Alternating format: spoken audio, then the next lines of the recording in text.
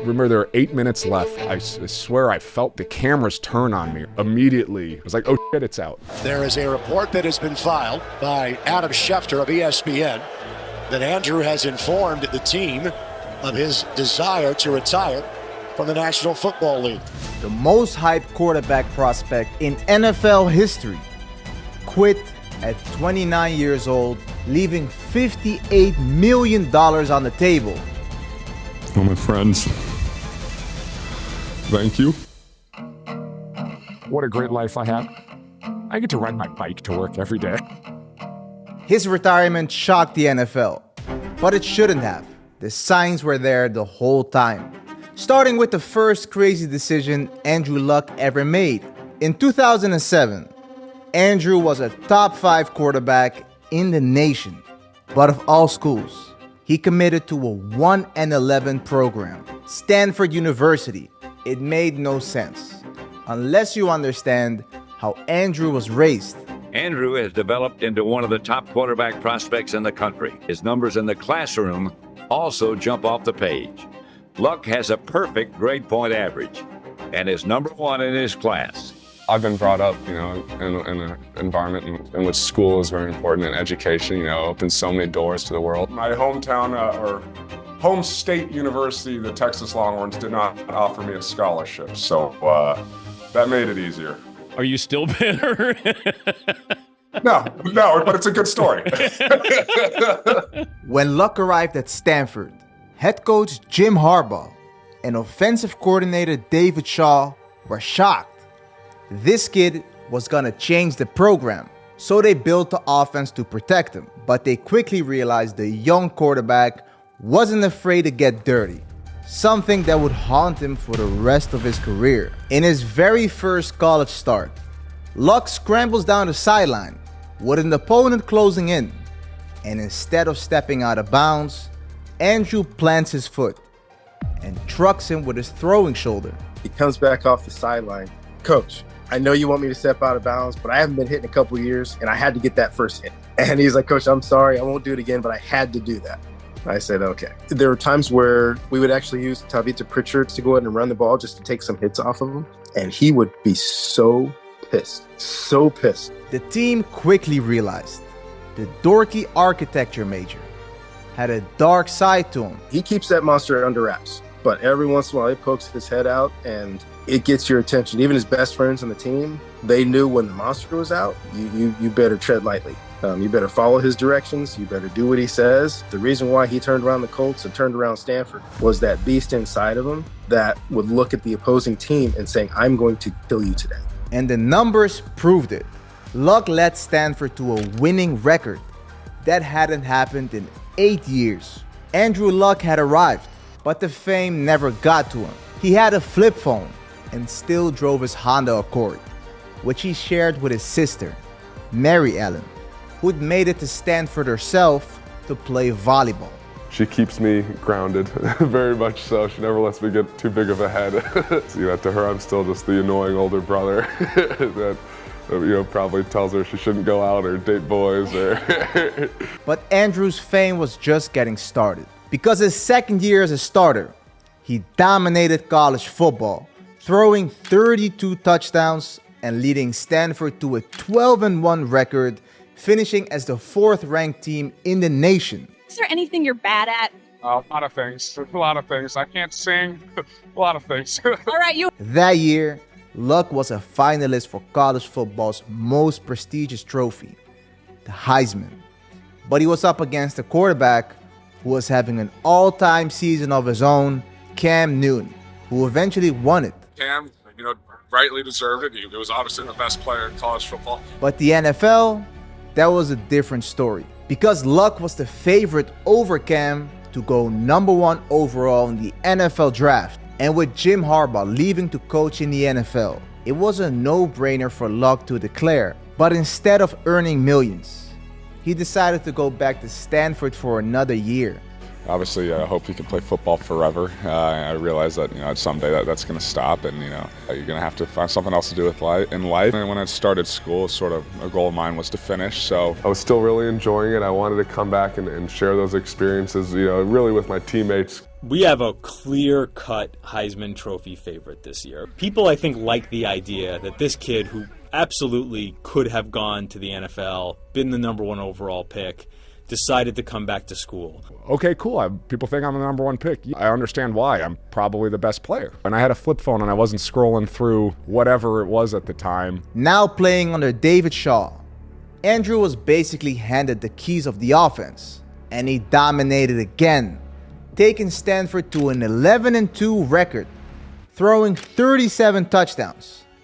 But again, a new star quarterback emerged, Robert Griffin III, a human highlight reel out of Baylor. And all season long, it was a two-man Heisman race. But Andrew didn't care one bit. He's right in the middle of the Heisman race, and we play Washington. He's running the show. We gave him a bunch of options. He can give us one of the 3 plays we gave him that play, or he could choose something else on this. We broke the school record for rushing that game. I came just short of apologizing to Andrew because he's in the middle of this Heisman race, and the nation is watching. He's like, "Coach, are you kidding me?"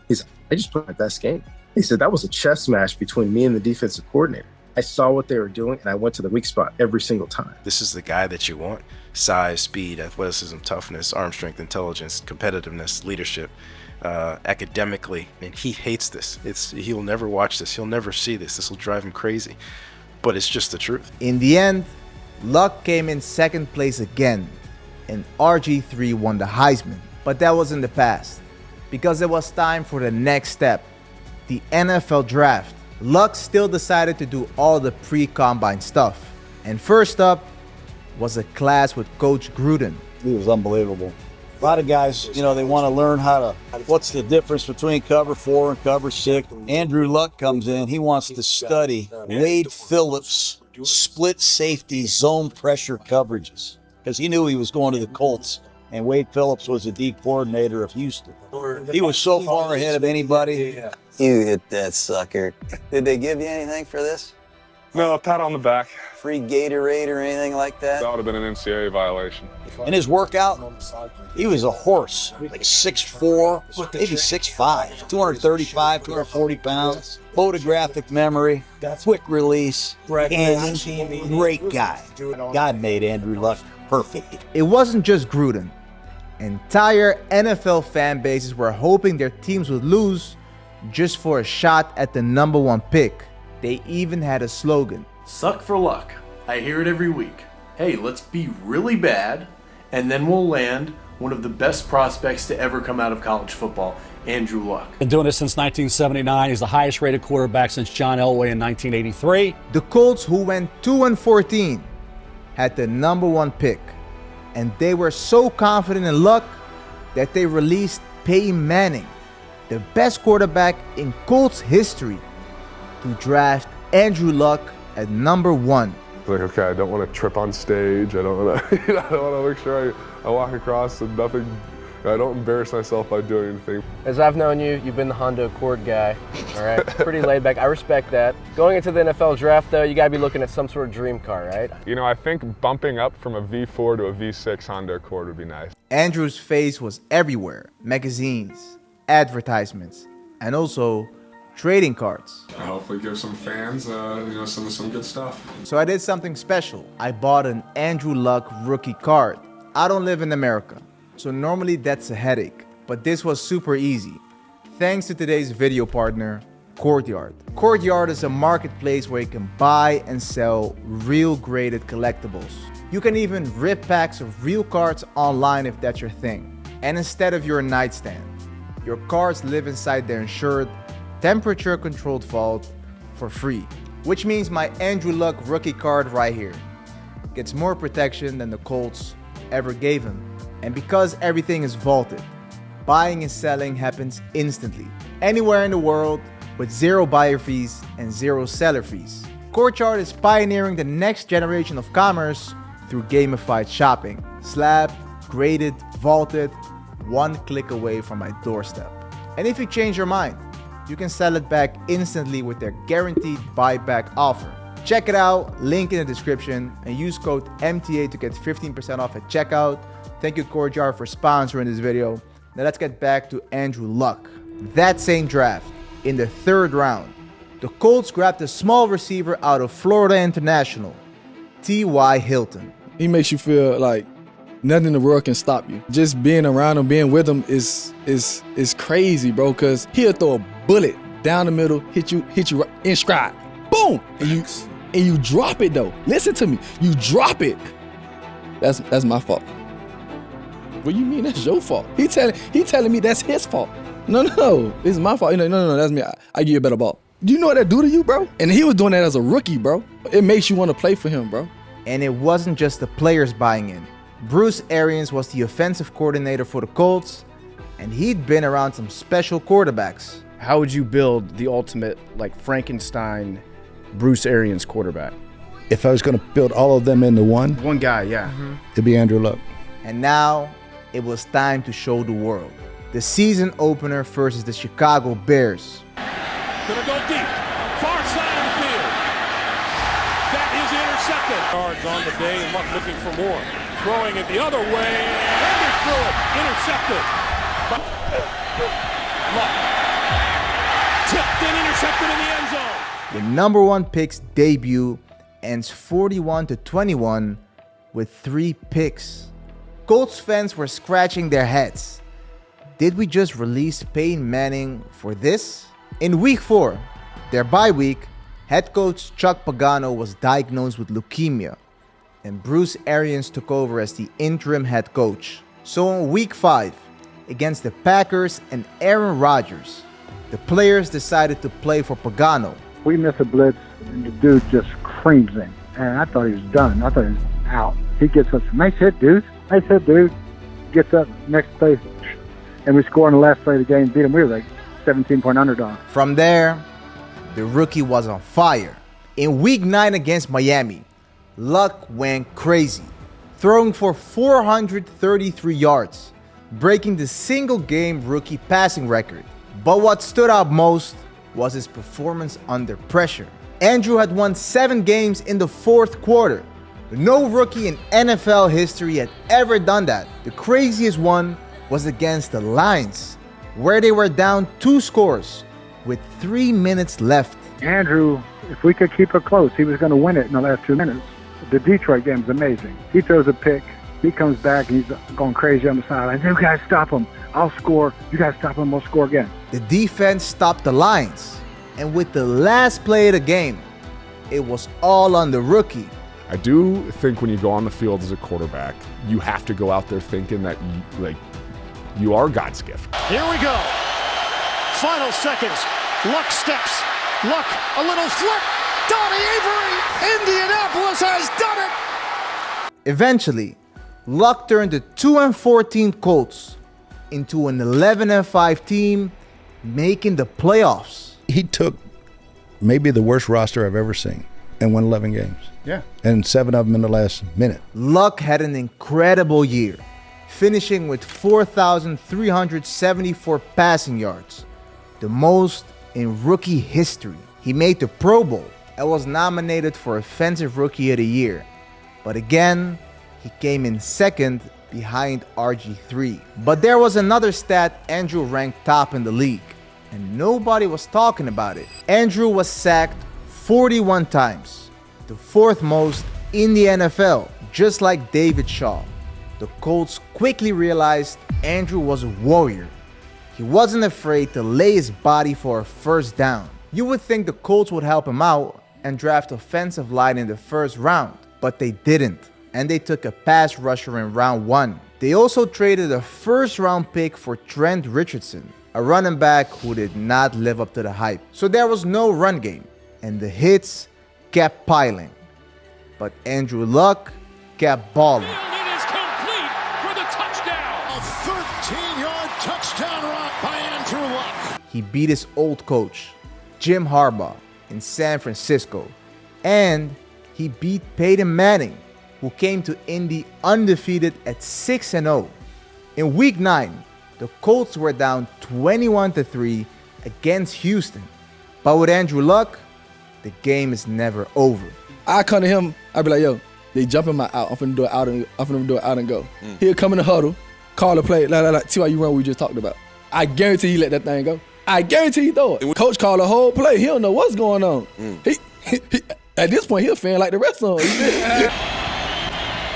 To the outside, to the right side, and a great move by T.Y. Hilton. And the game is over. The Houston Texans, who led by 18 at the half. But the same thing that made him special was quietly breaking him down. Coach Pagano saw it.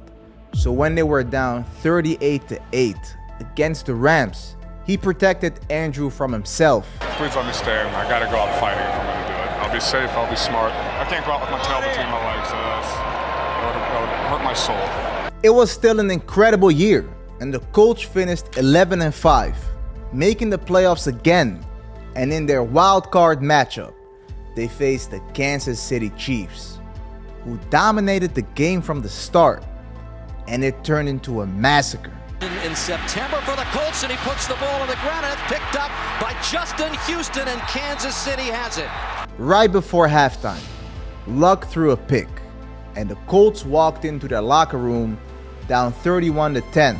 But Luck was a leader, and he was known for his comebacks. And with the first play of the second half, Luck begins with a pass and another interception. The Colts were down 28 points, but Andrew Luck kept fighting. And Luck avoids the pressure and hauls it downfield. Luck avoids, just sidesteps a defender and gets it to Brazil. To the end zone, touchdown. The Colts downs for Brown, and they give it to him again. And he fumbles the ball, and Luck is there to pick it up and go over the goal line. With 4 minutes left, the Colts were down 6 points, and Luck knew exactly where the ball was going. Hilton for the touchdown. The second largest comeback in NFL playoff history. Next up, the New England Patriots, led by Tom Brady. Luck threw some dimes, but in the end, the Patriots won 43-22. It was still a great year for Luck, who made his second consecutive Pro Bowl. And while the field was making him a star, off the field, people realized Andrew was a little bit different. Hi, my name is Andrew Luck. You may know that I'm the quarterback for the Indianapolis Colts. I decided to start a book club. You have now basically become famous at this point, partly for being an NFL quarterback, partly for owning the flip phone. He still had a Velcro wallet with a Stanford logo. He grew an interesting beard, and he'd show up in these boxy suits. He starts telling all his teammates about how the buildings in the city were built with this particular type of concrete. And he's going on and on about this, and they all have these blank stares on their face like, dude, we don't care. He had been reading a book about concrete. In 2014, the Colts had no first-round pick because they traded it for Richardson the year before. But in the second round, they brought in a guard, Jack Mulhort. However, he couldn't stay healthy, so all the pressure was on number 12 again, and the hits didn't stop. That's it, big man. Right? Yeah. My bad, bro. It's a big hit. Yeah, that's fine. Oh, nice hit, man. Is Andrew Luck frustrated with a lack of help around him? When you talk to him about his offensive line, you walk away thinking they're all first ballot Hall of Famers. He has got to be frustrated by the fact that it's all on him. Yeah, buddy, good hit. Thanks, man. Hey, you're a menace out there, boy. He throws a pick while he's running to the ball. He's telling, man, good read, dude. Great play. Damn, great play. There's no bad bone in that dude's body. The politest quarterback in NFL history. Andrew played with a joy you couldn't miss. And in 2014, it turned into the best season of his career, throwing 40 touchdowns, the most in the NFL. And for the third year in a row, the Colts made the playoffs. First up, the Bengals, which was a competitive game. Both teams went back and forth, but Andrew Luck stepped up and threw a dime. Throws on the run. Moncrief has it for the touchdown. Next, the divisional round versus the Broncos. led by Peyton Manning. And while Peyton struggled, Luck made incredible throws and led his team to the AFC Championship. They were one win away from the Super Bowl. But standing in his way was the same team that crushed his dreams 1 year ago, the New England Patriots. And the game wasn't close, and the Colts lost 45-7.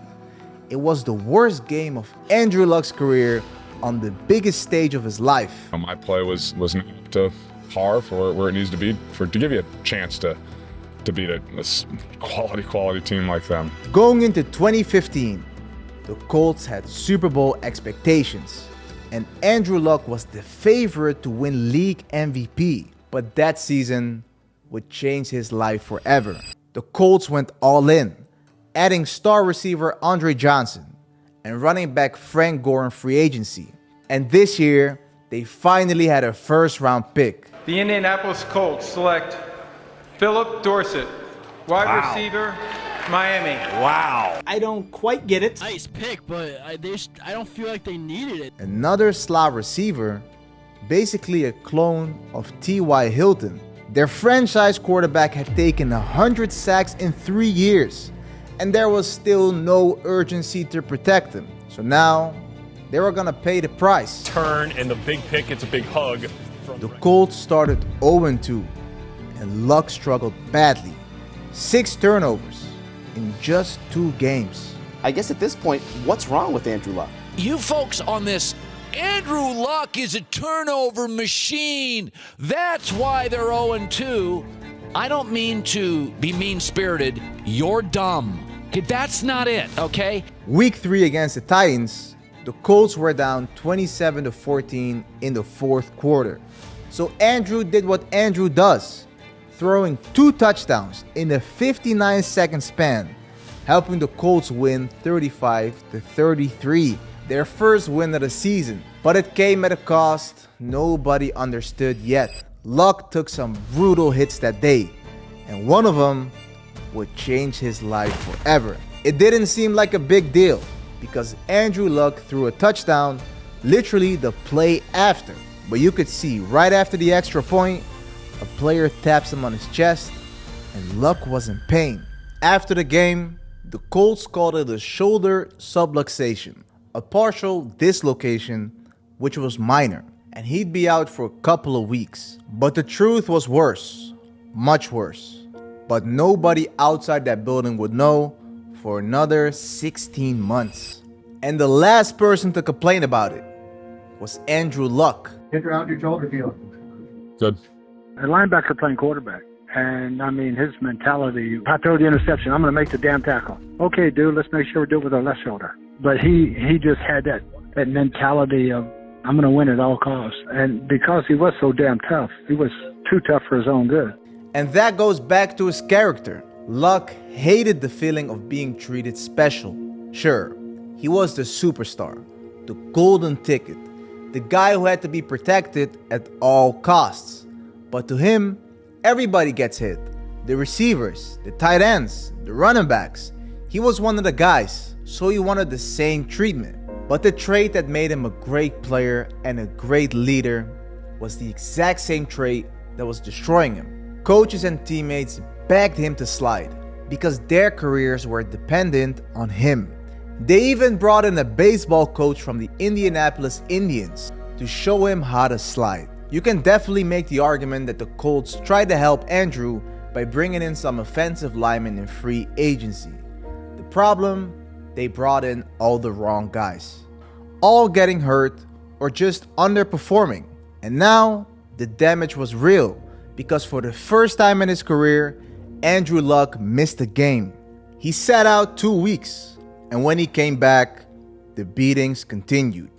He tore cartilage in his ribs, and to keep playing, he took pain-killing injections before the game. It resulted in the worst statistical season of his life, and the world had no idea why. I just think he's astonishingly overrated, and I stand by that. Against the Broncos, who were 7-0 and the #1 defense in the league, Andrew kept taking brutal hits. So he's going to take off with it. Boy, another hard hit on him. He got sandwiched and was slow to get up. But Andrew stayed in, and he threw a touchdown the next play, helping the Colts upset the Broncos. That night he goes home. He ate some pizza, drank a beer, and fell asleep. But the next morning, he was peeing blood. Andrew was sore after the game, and the test revealed that he had a laceration to one of his kidneys and a partial tear to an abdominal muscle. Timetable right now is probably 2 to 6 weeks. Yeah, my kidney is not fully healed, and that does not allow me to get, in a position that, with contact, that could further injure myself worse. But Luck did not return to the field that season. The Colts went 8-8 and missed the playoffs because besides the lacerated kidney and the torn abdomen, there was a bigger problem. He still suffered from that shoulder injury in week 3, but he played through it, and that made everything much worse. How much worse? The world was about to find out. However, in 2016, the Colts finally put their money where their mouth was. In the draft, they took an offensive lineman in round 1, center Ryan Kelly, and that summer, they made Andrew Luck the highest paid player in NFL history. The Colts signed their quarterback to the biggest contract in NFL history, $140 million over 6 years, includes a guaranteed $87 million. But behind the scenes, that money changed nothing. Luck was getting treatment every single day. Getting his body ready to practice became a full-time job. And slowly, the game he loved was transforming into hell. And the crazy part, nobody knew, because Luck never told his teammates about his problems. He was very adamant about that. It goes back to his philosophy of playing quarterback. The moment you play scared or with doubt, you're done. But keeping the pain secret came with a price. There was a time in my career dealing with injuries and others that I felt alone. And even though people around me, loneliness was a difficult feeling, and I wasn't willing to admit myself, but had the chance to grow and learn from that era. And a stadium full of fans, a locker room full of brothers, but the loneliest man in the building was the $140 million franchise quarterback. And you would never know from watching the tape.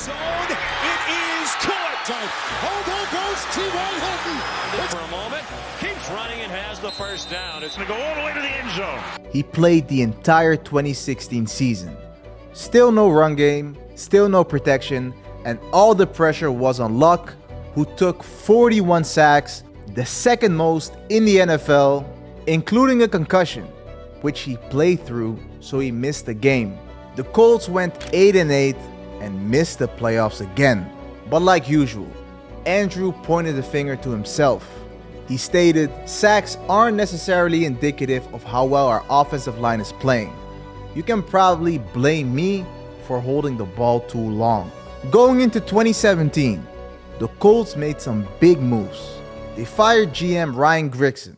And more importantly, Luck went to Stanford to get shoulder surgery because his shoulder never healed. Remember, at the time they called it a subluxation, minor.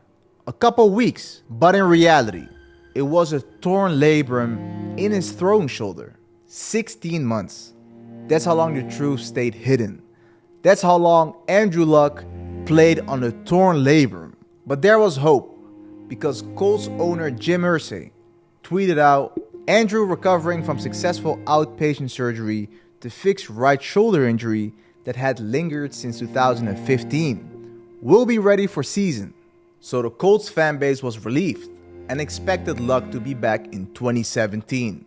But that's a tweet Jim Irsay regrets to this day, because behind the scenes, Andrew was spiraling out of control.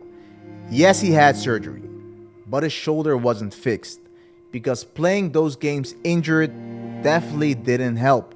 And that same brain that knows how to obsess over film, schemes, and every detail of football was now obsessing about this injury. Every daily act, from his posture as he sat to how long he stood, became measured in terms of whether it helped or hurt his shoulder. Like always, he blamed himself, and for the first time in his life, he felt like a failure. Meanwhile, the football world started asking, whose fault is this? It's fair to say the Colts did a terrible job of building around Luck, but some blamed Andrew himself because of his love for contact. A lot of Andrew's hits came outside the pocket, hits he chose.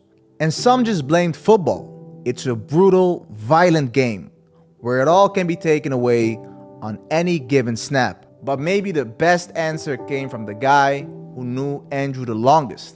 His old Stanford coach, David Shaw, was asked if the Colts did enough to protect Andrew. The answer is absolutely not. I asked Andrew one time, I was like, what do you need?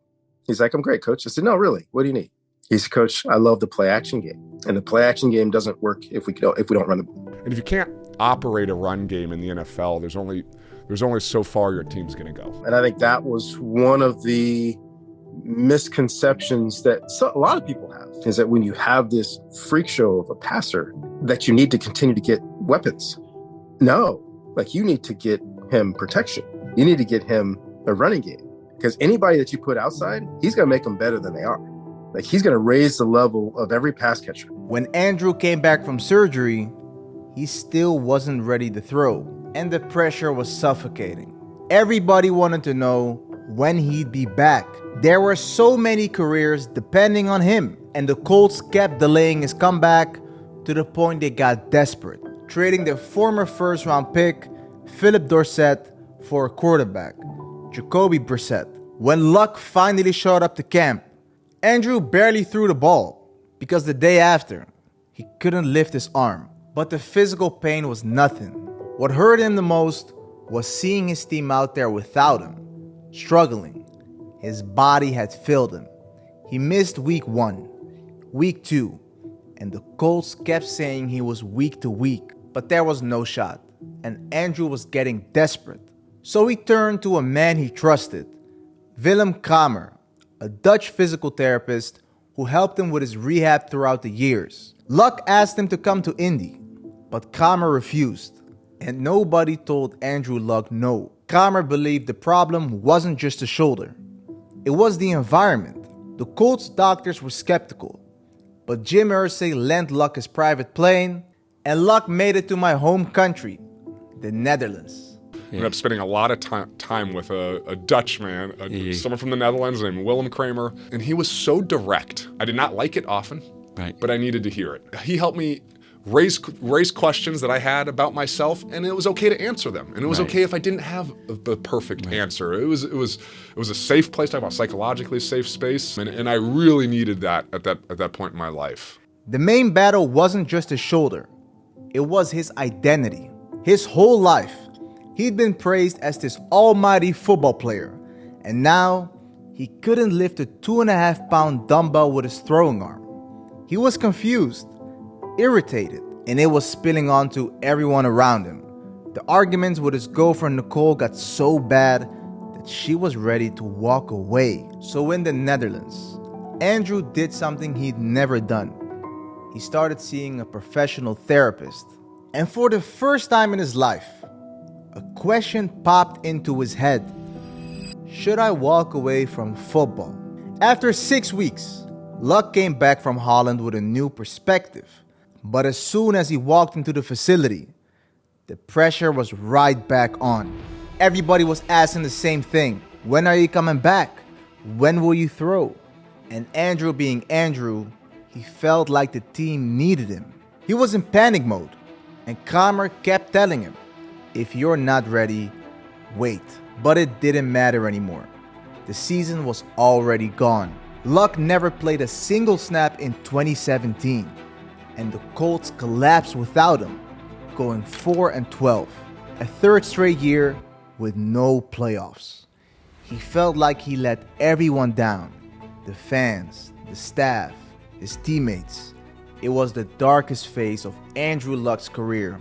There were a couple times I was, I don't know if I want to play football again. I don't know if I can play football again. There were still some big question marks in my mind about myself that I needed to answer, and part of the last calendar year, what I think was answering those questions for myself. So heading into 2018, a desperate Luck brought in one more specialist, Tom House, the the throwing guru behind Tom Brady, Drew Brees, and many of the game's best. I don't know how much you know about him, but he might be the brightest human being, not just quarterback, but one of the smartest human beings I've ever been around, to a point where it was almost awkward trying to coach with him. House was patient, very patient. They didn't touch a football for 5 months. All they used was weighted balls. Until one day, Luck was able to throw a football pain-free. And for the first time in a long time, there was a smile on his face. So Andrew Luck returned to the Colts. The first training camp practice, I only threw 6 footballs. Yeah. That was the limit I had. And the team he came back to looked completely different. By now, there was a new GM, Chris Ballard, and a new head coach, Frank Reich. And in the draft, with the 6th overall pick, they took a guard, Quentin Nelson. Quentin is a special player, and he's a great teammate, and he'll be embarrassed that we're talking about him in a positive way right now. He'll probably beat me up later. Andrew, he is a nerd. I mean, every time we go on a road game and we get on the bus, we're driving to the hotel, it's like we're on a tour because he's just pointing out buildings and saying, oh, in 1848. Like sometimes I find it interesting. Sometimes I just want to be like, beat it, nerd. But they also brought in Eric Ebron, a former first-round tight end from the Lions. But the season started rough. Andrew wasn't playing his best ball. He hadn't played over 600 days. And for the first time, you could see the frustration. After a brutal loss, cameras caught him laying on the turf, punching the ground. Something Andrew Luck just didn't do. The Colts fell to 1-5, the worst in the league. And after one practice, Andrew walked up to Tom House and asked him a question nobody expected. Will I ever be great again? His body was ready, his confidence wasn't. But that same weekend came the answer.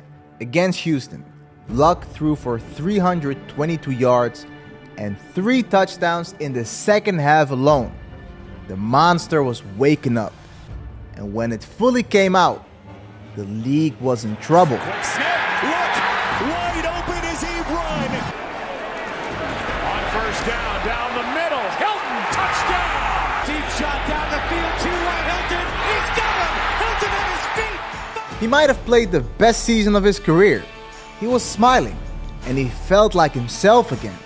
After all the dark moments he'd been through in the last years, Andrew took his 1-5 Colts to the playoffs. But the stat that matters most was that Andrew Luck was sacked 18 times all season, the fewest in the entire NFL.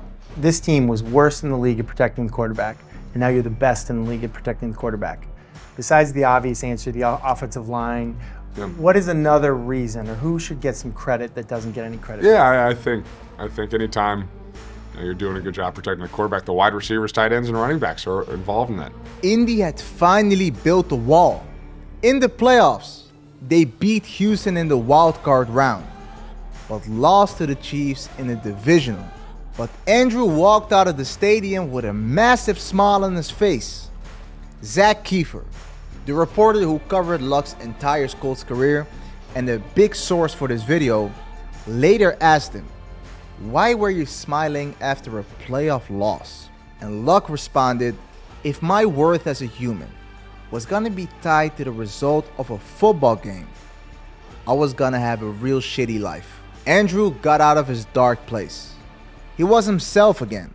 Even Nicole thanked Tom House, saying, thanks for giving me my Andrew back. His stats were better than ever, making the Pro Bowl again and winning Comeback Player of the Year. I'm used to coming in second at most award ceremonies, so. The Colts had finally figured it out. Their savior was protected, the roster was stacked, and going into 2019, everybody in Indy was thinking the same thing. We got to win the Super Bowl this year. We putting 40 points up on everybody, cuz. What nobody knew was that Andrew Luck would never play an NFL game again. That offseason, everything looked fine. Luck was smiling. He got married.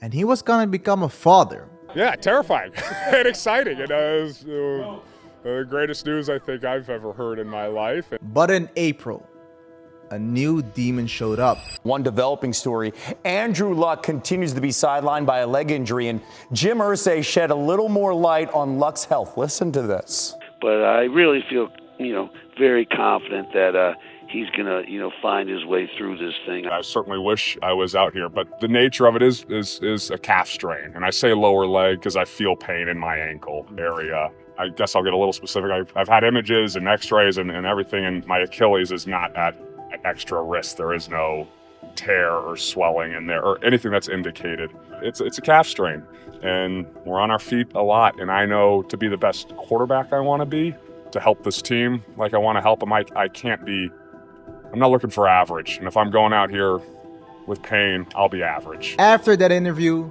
Luck disappeared. There was no media, and Brissett was taking all first-team reps. Teammates were confused. Where is Andrew Luck? Andrew Luck ain't practiced all camp. Meanwhile, Luck was putting in the work. He genuinely believed he'd be ready in week 1, but the days went by and the pain didn't stop. 3 MRIs, specialists flown in, and nobody could tell him why it hurt. Every day that passed was hell. The highest paid player on the team was watching from the sidelines, and in his mind, he was letting them down every single day. Until one day, he decided to give it a shot. So the whole camp been ass. That nigga come back, and I'm screaming on the field. I'm like, I'm like, my quarterback back. First play, I run out and up. He bombing. Catch that shit, boom. I'm like, my quarterback's back. Yeah. Ah! At the next preseason game, cameras caught him on the sideline. Box jumps, ladder drills. Andrew seemed fine. Colts fans were relieved. We're going to the Super Bowl. But what nobody knew was that Andrew already made his decision. He wasn't warming up for a comeback. He was saying goodbye, enjoying Lucas Oil Stadium one last time as a player. That Monday, he called a meeting with the staff, and the 29-year-old franchise star told them he was in pain and that he was going to walk away from the game. Everybody was shocked. They tried to change his mind, but his mind was made up. The Colts agreed to keep it on the low, and tears fell down in their room. And Andrew told a handful of teammates. I had taken the opportunity to tell the guys on the team on Friday and Saturday morning that I'd been with for a while, that I'd felt very much tethered to, like T.Y. Hilton, who I love. The real bittersweet stuff was telling him and Jack Doyle and Anthony and Quentin Nelson. And I didn't have a chance to tell everybody, and that's what hurts. To a certain degree, I was also quitting on them, and I understand that it's hard to celebrate that. A press conference was planned for Sunday. His parents and siblings were flying in. But that press conference never happened because in the third quarter in the Colts preseason game against the Bears, Adam Schefter got an inside scoop and broke the news. And I just remember going and standing next to Anthony Costanzo, I think Mark Lewinsky and Ryan Kelly, and just standing between them. And just like, hey guys, I'm just going to stand between you for the next 8 minutes. Protect me one last time. Yeah, and I'm going to stand there. And again, I didn't feel alone. I don't mean this in a cheesy way. I felt like they had my back, and I'll be forever appreciative of that. All of a sudden, the motherfucker retires week 3 of preseason. He just practiced 4 days ago. The motherfucker looked amazing, bro. He retired. I look at Jack Doyle. I go, he said, bro, he just told me. I said, he just told you what? As soon as I'm about to get up, all I hear is a fan yell, you kidding me, Andrew? You're retiring? I got kids, cuz, right? If he retires, we don't get no more money on son. As Andrew walked towards the tunnel, the team he'd sacrificed his body for 7 years, booed him off the field. The press conference planned for Sunday happened that same night. So here he was, standing in his t-shirt, saying goodbye to the game that meant everything to him. But I am going to retire. This is not an easy decision. Honestly, it's the hardest decision of my life. For the last 4 years or so, I've been in this cycle of injury, pain, rehab. It's taken my joy of this game away. Sorry.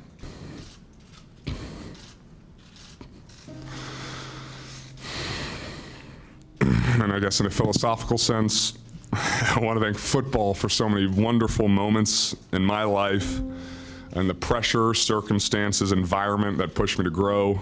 It's the greatest team sport in the world. And in true Andrew Luck fashion, he barely talked about himself. The sports world flipped upside down. It was the most shocking retirement in NFL history. The feeling was a funeral, literally. Like, what could anybody say? What could we do? This happened. Like, I don't even think we had any words. Like, I went home. I don't think my kid's mom said anything to me. Like, he quit because he's in pain. Why is he in that pain? Because they didn't protect him. Yeah. Was football still fun for you at the end? No. By walking away, Luck left $58 million on the table. But according to Jim Irsay, it was $450 million. $500 million considering the explosion of the QB market. The Colts were even entitled to take back $24.8 million in bonuses they'd already paid. But Jim Irsay refused, and Luck kept every penny. At home, Andrew built a crib. His daughter was due in 2 months. That afternoon, he stepped into the shower and cried. And there was a grieving period. And a grieving period because a part of my identity died. You know, and that part of me was a football player. And that was a huge, huge part of me. Now we had to figure out who Andrew was without football. And it started with being a dad. Because that November, Andrew's daughter was born. I did learn to fish and fly fish and sail. And I learned that changing, no one's cheering for you when you're changing diapers at like 4 a.m. You know, no one's booing you either. It's your little hassle, like, hurry up, come on. I learned the challenges of parenthood. By 2021, Luck was a ghost. He spent every winter skiing in Colorado. And one day, a stranger asked him a question. He coached high school football and asked Luck, would you come talk to our team? So one day in August, Luck walked into a high school locker room and the smell hit him. The sweat, the old pads, the jerseys. Then a kid raised his hand and asked him a question. What's your biggest regret from your NFL career? Luck cursed in his mind, having hoped for an easier question. Good question, he said. And Andrew Luck told a room of teenagers what he never said publicly. I regret the timing of when I retired. On the drive home, he couldn't stop smiling. Football was slowly pulling him back. He didn't miss being an NFL quarterback, he missed football. But he had a whole list of other interests he could finally explore. So in 2022, Andrew Luck applied to grad school at Stanford, and the family moved back to Palo Alto. Luck got his master's degree in education, but on Monday and Wednesdays, he was back on the field. I volunteer coached for 2 years at Palo Alto High School as the freshman offensive coordinator in JV ball. Were you good? No, I don't think I was very good. Coaching is hard. I mean, shoot, coaching freshman football, I got nervous calling plays. You know, I played in conference championship games and bowl games, and I was nervous, right. calling plays for these guys. And I felt it physiologically, and I messed up. And, I shouldn't have called that. I shouldn't have called that. Sit down and, go through it. Okay, next time, learn from it. Then in 2024, Stanford came calling. Their football program was dying. 4 straight 3-9 seasons. The plays Luck saved needed to be saved one more time. So they made him an offer no school had ever made. So I'm the general manager of the team. I think maybe in some ways also act like a team president or an athletic director just for football. Do a lot of fundraising, a lot of spreading the good word. I feel like a evangelical preacher barnstorming, the country, proselytizing about Stanford football. And in his first year, Luck went to work. He raised over $100 million for the program, including the biggest gift in Stanford football history. He made the hard calls, firing coaches and bringing in his own staff. And that fall, Stanford beat Cal in the big game and brought home the axe for the first time in 5 years. The program was breathing again because of the same guy who saved it the first time. Andrew Luck might not be the NFL quarterback we wanted him to be, but he's exactly where he wants to be. Plus, I feel good enough to go surf and ski and fly fish and hike and get outside. And I pinch myself. I've had 2 dream jobs in my life. I got to play quarterback in the NFL, which is all I ever wanted to do as a kid. It doesn't work out like you want it to, not all the time, right? Not all the time. But that's life, and I'm thankful for, I consider myself a Colt at heart, incredibly grateful, thankful for the time my wife and I spent there. And now I'm in this job, which is like a dream job as well, running the football program that I love most. If you enjoyed this video, please click the subscribe button so I can make many more. Have a blessed day.